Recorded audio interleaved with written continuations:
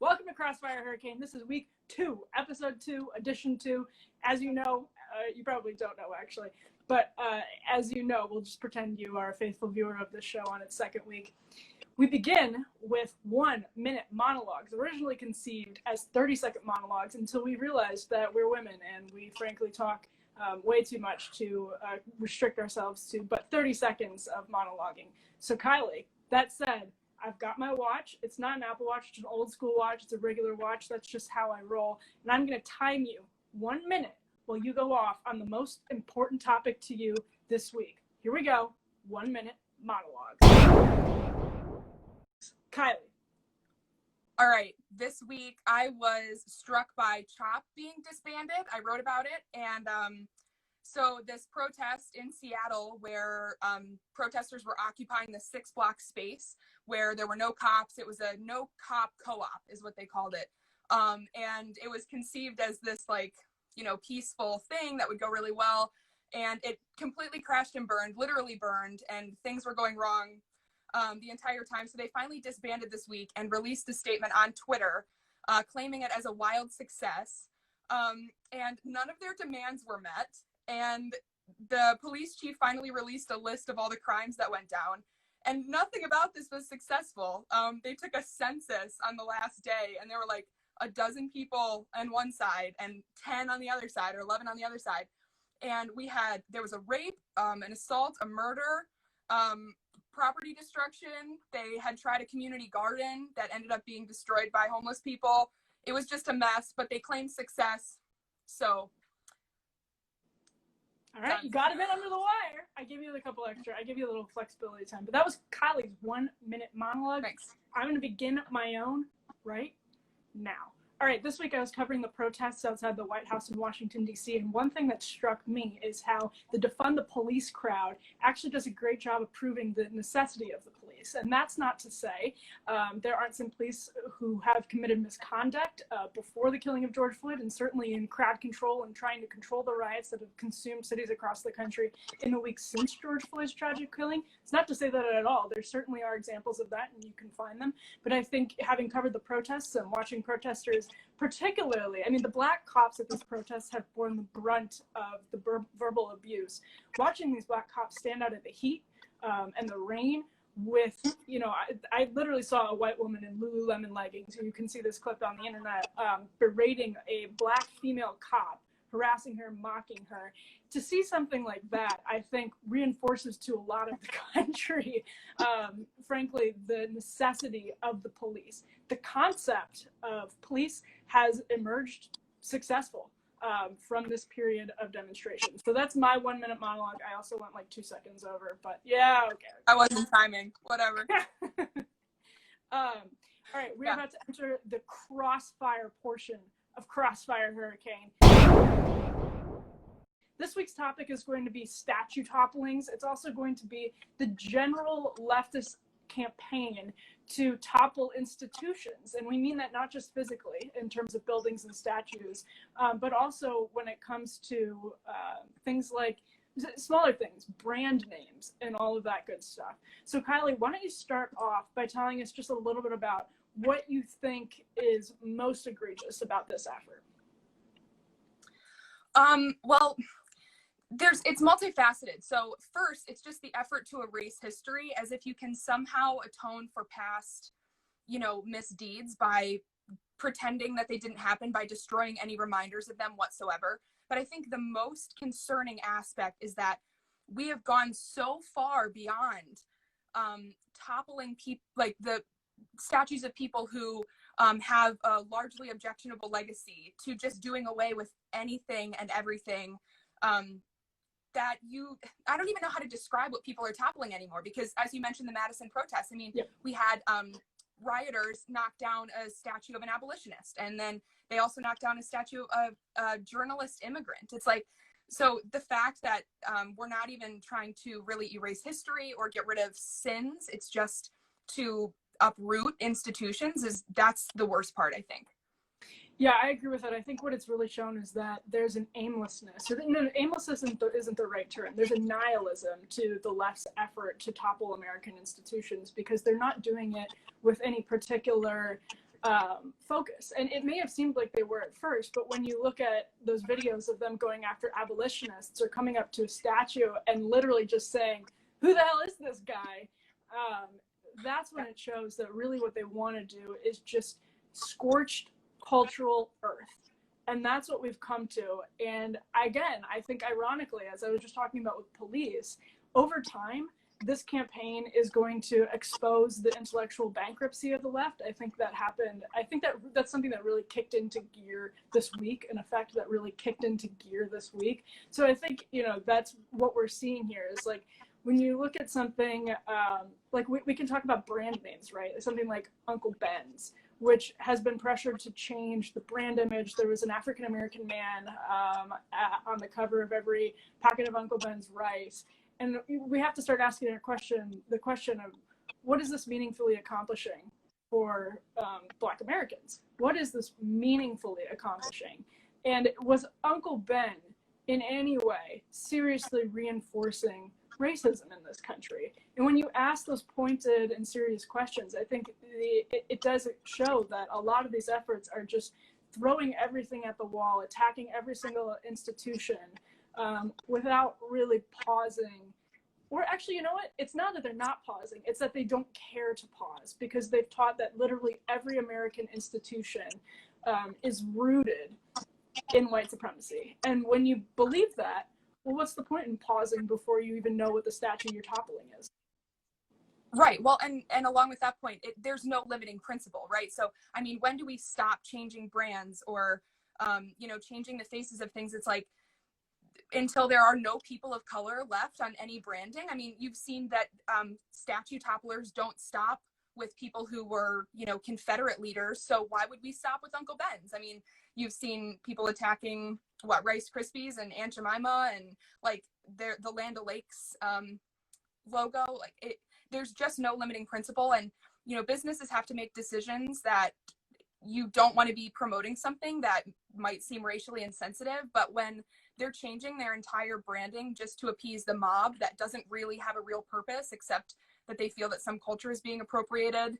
And like you said with the girl in the Lululemon leggings, it's like, who's actually upset about this branding? Are there people who are actually being harmed by it? Or are we looking at a bunch of, you know, young white female wokesters just like putting in their social justice for the day and canceling Uncle Ben's or whatever it is? So, well, and there's a machine, right? So like when the social media mob decides that they're going to descend upon a brand, you have this sort of like very small non-representative sample of the public, which is the radical far left.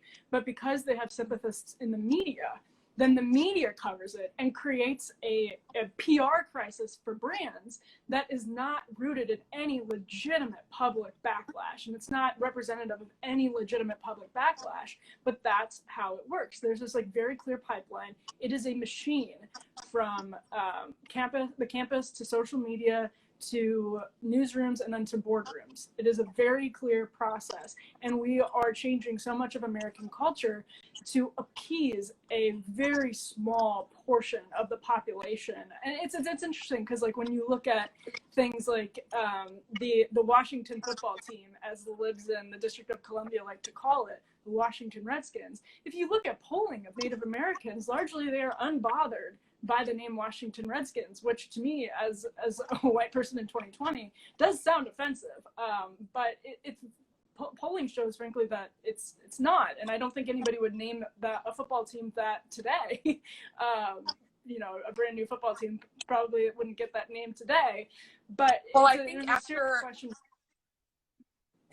the last couple weeks, I feel like Washington is just as objectionable as Redskins. So they're just going to have to rename the location and the mascot. So that's actually a brilliant point. And I went to George Washington University in Washington, District of Columbia, and they're now like toppling the George Washington statues at George Washington University in Washington, District of Columbia. So there is a serious question as to how you can possibly even live in this country right now if you're on the far left, because again, you're taught that literally every single institution, not only, we should say, be clear, not only is every institution soaked in white supremacy, But because of that, it must be toppled and it must be erased. And that's one of the things that pissed me off the most about the Emancipation Memorial in Lincoln Park, which was erected in the late 19th century.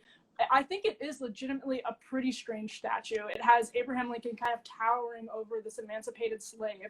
But Frederick Douglass spoke at its dedication in Lincoln Park on Capitol Hill in Washington, D.C., and gave almost the definitive speech in continuing to memorialize and create monuments to imperfect men like Abraham Lincoln that did accomplished miraculous feats, whether it's Washington or Lincoln or whoever it is. If they had flaws, if they had outmoded worldviews or parts of their worldviews, they're so worth memorializing. And at the dedication of that memorial, which, by the way, was funded by freed slaves, Frederick Douglass gave an incredible dedication speech. And that's what was so frustrating, is that because this must be part of institutional white supremacy, we must topple it, instead of pausing to say, what happened with this memorial? Holy smokes, this is an amazing speech. Maybe it should change some of our minds. Well, like so the history of the memorial seems to be really, scot-free as far as like the Frederick Douglass point. But even if that memorial were objectionable, we've seen that that's not enough. Abraham Lincoln has to be canceled and smeared. It's not just the removing of the statue. And we talked about this week at the Federalist with the Teddy Roosevelt statue that is at the American History Museum in New York City, where you've got this statue, Teddy Roosevelt mounted on a horse. Next to him is a Native American and an African man, and they're not mounted on a horse, so they're lower than he is.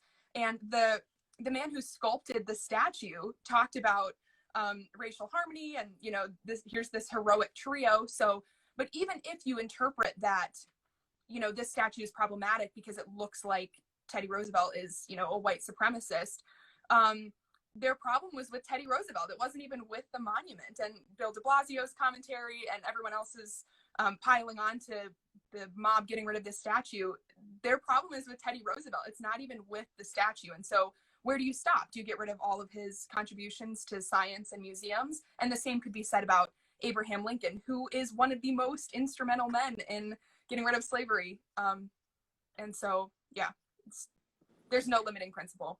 To round out this conversation and make it a little bit more reminiscent of Crossfire, I want to ask you about something we might disagree on, which is statues of men like Jefferson Davis. I had an interesting experience this week, and I've written in the Federalist that I think Jefferson Davis's statue should not be in the Capitol. He is a traitor. Don't put his statue in the Capitol. I'm not in any way in favor of destroying statues. I mean, I'm in favor of moving them to museums and taking them out of places where they're sort of supposed to convey reverence. But I saw a picture of some paintings of people being removed from the Capitol, kind of problematic figures that were maybe pro-slavery being removed from the Capitol. And it really freaked me out, because those men stood for absolutely reprehensible and disgusting beliefs. But actually seeing them being removed from the Capitol kind of left a pit in my stomach, because it made me think that we're erasing. When you erase the bad people, you also make the progress look less hard fought, right? This was a really hard fought battle in this country that a lot of people gave their lives for equality and freedom. And to erase the bad people, also sort of, it almost cheapens the accomplishment, because it creates, or it sort of lessens the contrast, right? So that just really made me uncomfortable. Do you support removal of problematic people, or, what do you think about those kinds of statues and paintings and memorials? Yeah, so I actually kind of go back and forth on this. And part of the reason is that, where do you draw the line? How do you decide that one person doing something that's really quite egregious, but also having this other legacy that might be better? I mean, take George Washington as an example. First president of the United States, exemplary leader. You could go on forever listing George Washington's contributions to this country, his founding ideals, just his leadership qualities. But he owned slaves, and so is that enough to not have him memorialized in our capital, or have our capital named after him? And so there are people who it might be more obvious that their entire legacy is problematic, or they fought for the Confederacy or whatever it might be.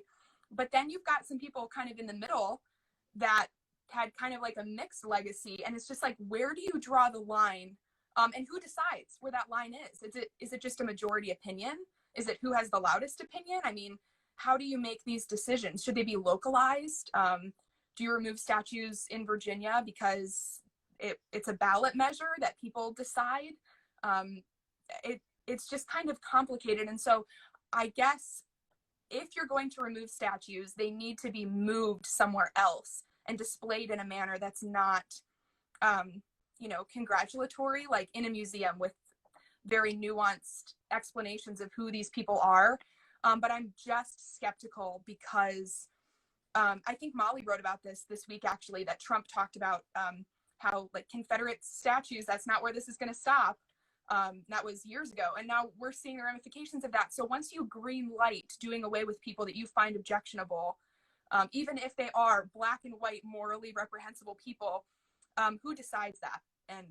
And it just makes me a little bit uncomfortable where that goes. Right. No, same. With that, we're going to move on to our content club.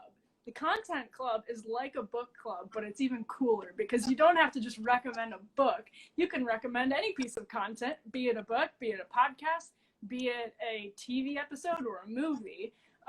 And so that's what the content club's all about. If you want to send recommendations, feel free to pass them along. By the way, this whole thing is available on our YouTube and on IGTV and YouTube after we wrap up today, so you can send it to friends, which I know you're clamoring to do.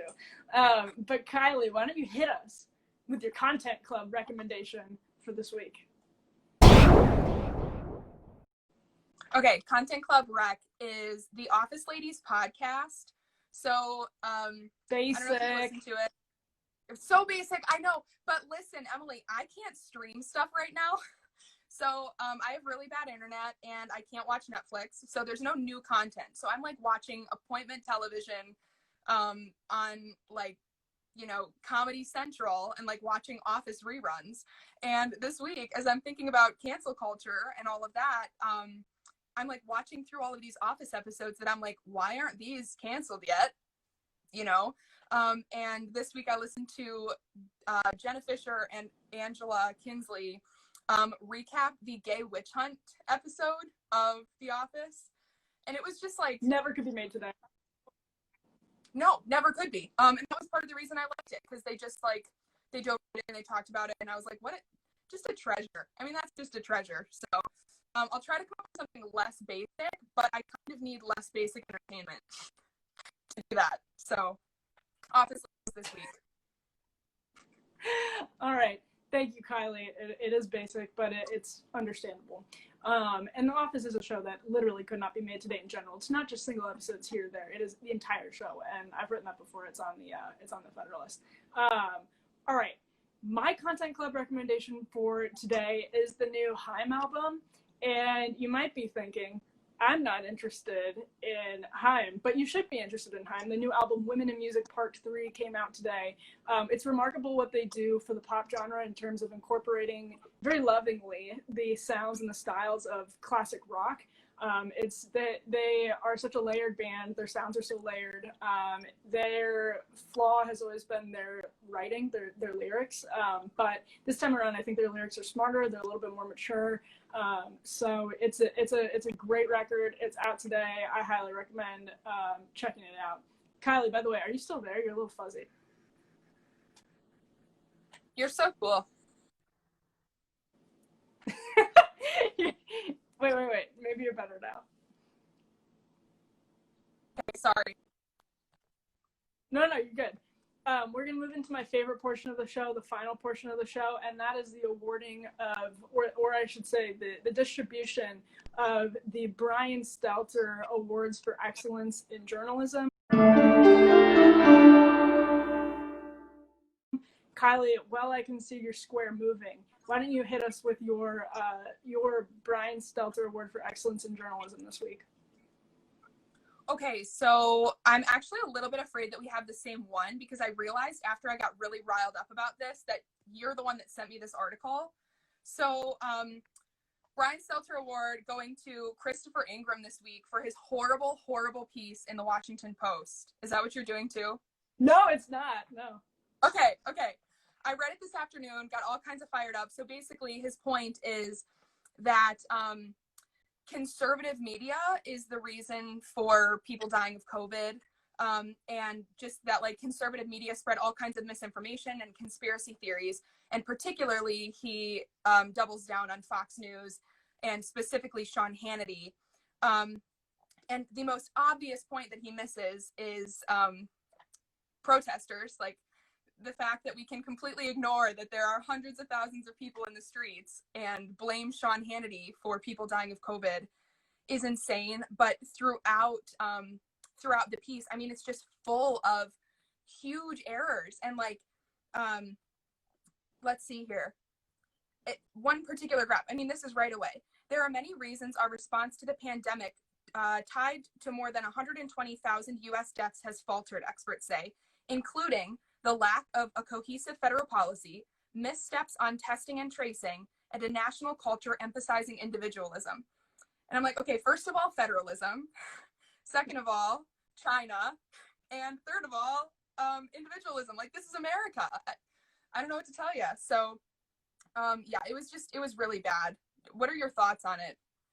No, I mean, I think it was a terrible, the study that it's based on, I think, is even more egregious, because there's just no way that you can control for some of these variables, like pre-existing distrust in government among conservatives, people likely to consume conservative media.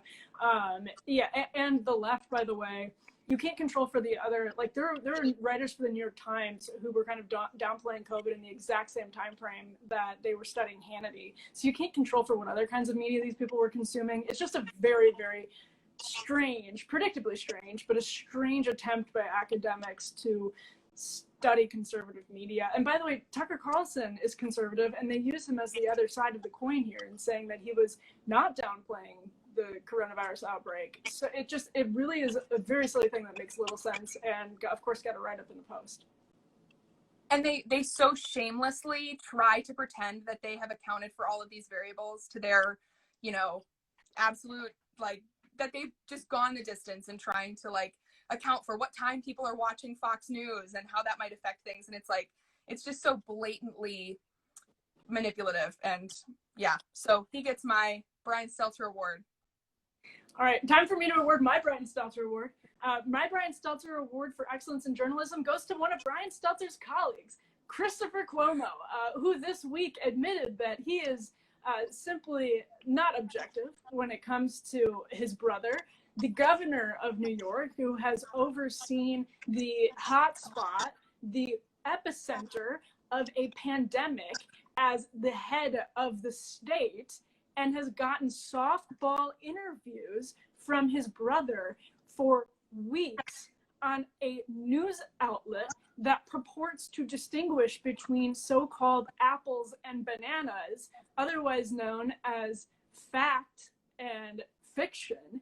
It is outrageous that CNN has been giving Andrew Cuomo softball interviews from his brother for months now, without any acknowledgement of the problem. It is an incredible lapse in editorial judgment.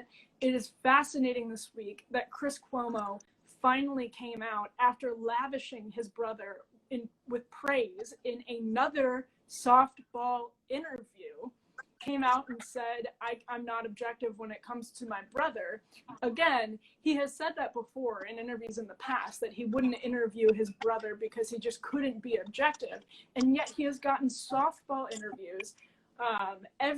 He's given softball interviews to his brother basically every single week since New York started to become the epicenter of the pandemic. It is completely outrageous. And it has gotten, in some cases, cheerleading from the Democracy Dies in Darkness chorus of the corporate media, which if this was happening on Fox News, don't kid yourself. Let's be honest. There would be a major outcry. Now, do I agree that there may have been some moments of levity between the two brothers that might provide comfort and normalcy to people in New York, particularly in the early days of the outbreak? Yes, absolutely. But then you do that as one interview. You don't continue to give these interviews as a shtick where they laugh and joke while there are serious questions to be raised about Governor Cuomo's policy, particularly when it came to nursing homes, that may have led to thousands more deaths and may have been enormously bad judgment on his part or bad leadership on his part. We still don't definitively know the answer to that question. And it would be great if CNN put someone in front of Governor Cuomo who could help us get to the bottom of it. So the Brian Stelter Award for Excellence in Journalism goes to Chris Cuomo for this week, acknowledging that he cannot be objective when it comes to his own brother. While as an anchor who purports to be an objective journalist covering the news, has been interviewing his brother, who is overseeing an enormously consequential section of the outbreak. It is unbelievable. You won't hear about it from Brian Stelter, but the Brian Stelter Award for Excellence in Journalism is going to Chris Cuomo. Nice. Yeah, we really should have a mother count of how many times they talk about their mother. Yeah. And just have like a weekly report that we send to CNN with a mother count. I mean, they don't care. That's the whole thing at this point, is like CNN doesn't care. Yeah. The fact that they've done this for so long is just crazy to me, that it didn't get, the kibosh right away. Like, good work, CNN. No, the corporate media was loving it right away. And then some people on the left and then the sort of like mainstream media started to realize, oh boy, this is actually pretty messed up. And so there was some, there was some dissent from the media, but not nearly enough. Anyway, this has been another edition of Crossfire Her-icane. Thank you very much to my co-host, Kylee Zemple, who is a staff editor at the Federalist, for joining us from Wisconsin. I can't be in Wisconsin right now, but I'm definitely repping amidst the ridiculous protests that have broken out in the Badger State this week. Kylee, thank you so much for joining. Thank you. And you still say Wisconsin like you're in Wisconsin, so it's fine. That's the one part of my accent that I couldn't break, that I couldn't break. This whole episode will be available on IGTV. It'll be available on YouTube. We're going to do this every single week with the female staffers of the Federalist. So keep an eye out for Crossfire Her-icane on a weekly basis. Send us your feedback. We're happy to incorporate it. Thank you so much for tuning in, and we will see you next week.